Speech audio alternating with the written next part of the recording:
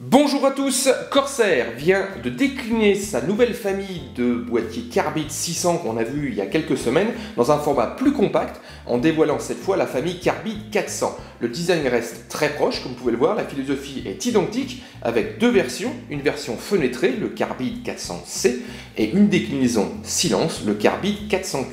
On se propose dans cette vidéo de faire un tour d'horizon donc de la version fenêtrée, le Carbide 400C. Elle est annoncée à 109,90 €. Le Carbide 400C est donc une version plus modeste du Carbide 600C, lancé il y a quelques semaines par Corsair. Ici on retrouve donc toujours un boîtier au format tour, par contre avec des dimensions revues à la baisse. On retrouve une longueur de 425 mm pour une largeur de 215 mm et une hauteur de 465 mm. Tout ce petit monde pèse environ 7 kg.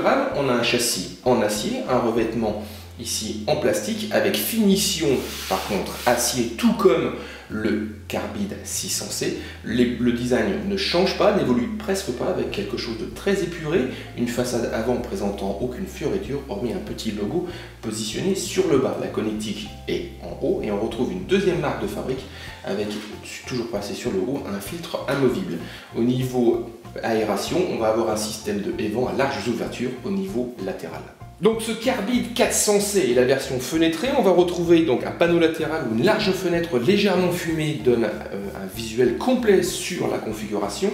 Le panneau est solidaire du châssis par un simple petit système de loquet et il est facilement démontable en le poussant vers le haut. Corsair a eu la bonne idée de proposer donc deux carénages en plastique qui vont dissimuler le bloc d'alimentation et la cage dédiée HDD de 3,5 pouces. Ces deux carénages en plastique sont solidaires du plateau à carte mère par de simples petites vis à main qu'on verra tout à l'heure positionnées à l'arrière. On retrouve donc, comme je vous le disais tout à l'heure, 7 slots d'extension. Au niveau ventilation, on va avoir donc un 120 mm en extraction à l'arrière et un 140 mm placé à l'avant. Les dieux bénéficient d'un système de rails pour pouvoir ajuster leur hauteur. On a affaire à des ventilateurs 3 pins et il n'y a pas de réobus. Au niveau extension de ce boîtier, où il sera possible donc de le faire évoluer, si les besoins sont ressentis au niveau refroidissement, on va retrouver donc sur le haut deux emplacements supplémentaires pour installer des ventilateurs de 140 mm ou de 120 mm, et on pourra installer à l'avant donc deux 140 mm ou encore trois 120 mm. Et les systèmes de water cooling ne sont pas oubliés, avec une compatibilité donc à l'avant avec des radiateurs de 280 et 360 mm, ou encore sur le haut un 240 mm. Et bien sûr, les systèmes de water cooling pour processeurs avec un radiateur de 120 mm pourront prendre place à la place du ventilateur de 120 mm en extraction. Au niveau, cette fois-ci, prise en charge de la carte graphique, on a ici un espace dédié de 370 mm, tandis qu'on pourra installer un ventirad de 170 mm de hauteur et un bloc d'alimentation ATX d'une longueur maximale de 200 mm. À l'arrière, donc ce Carbide 400 propose 7 slots d'extension, tous équipés d'équerres PCI perforées. On retrouve également donc une grille d'aération à structure dite de nid d'abeille. Elle protège un premier ventilateur de 120 mm positionné en extraction, c'est-à-dire que son rôle est de propulser l'air chaud de l'intérieur du boîtier vers l'extérieur. Il est positionné sur un système de rails qui va permettre, en cas de besoin, de pouvoir ajuster sa hauteur. On remarque également que l'emplacement pour la black plate, donc l'emplacement pour la connectique arrière de la carte mère, annonce un design et une organisation interne classique, contrairement au Carbide 600 qui avait la particularité d'inverser le positionnement de la carte mère. Le bloc d'alimentation est positionné sur le bas et on retrouve également à ce niveau un filtre anti-poussière extractible par l'arrière. Et petite remarque, tout le boîtier est entièrement filtré avec un filtre, comme je vous le disais tout à l'heure, magnétique sur le haut et également un large filtre à l'avant, donc juste derrière la façade en plastique. On retrouve également sur l'un des côtés un panneau latéral équipé d'une poignée pour faciliter son extraction. Donc à l'arrière de ce Carbide 400C, on retrouve un panneau latéral classique, deux vis à main pour le consolider au niveau du châssis et une poignée pour faciliter son extraction. Ici le plateau, enfin, l'arrière du plateau à carte mère présente un support en plastique pour l'installation de 3 SSD ou 3 disques durs 2,5 pouces. Corsair a eu la bonne idée d'équiper son système de ressort afin de faciliter l'extraction de l'unité de stockage une fois qu'on n'en a plus besoin. Alors, je vais vous faire une petite démonstration. SSD crucial au format 2,5 pouces, je le place dans son roulement, comme ceci, il y a un petit loquet, je le pousse, je pousse ensuite le SSD vers le bas, voilà, il est en place. Par contre, pour pouvoir l'enlever, c'est pas forcément facile. Donc du coup, le petit ressort, dès que je vais enlever le loquet en plastique, va pousser le SSD vers le haut, et comme ceci. Donc là, ça facilite véritablement la manipulation. Donc ici, 3 unités 2,5 pouces. On a également une cage dédiée, amovible par une petite vis à main, qui elle est composée de 2 tiroirs, où là on va retrouver également un système sans outils pour installer un disque dur 3,5 pouces, donc comme ce format-là.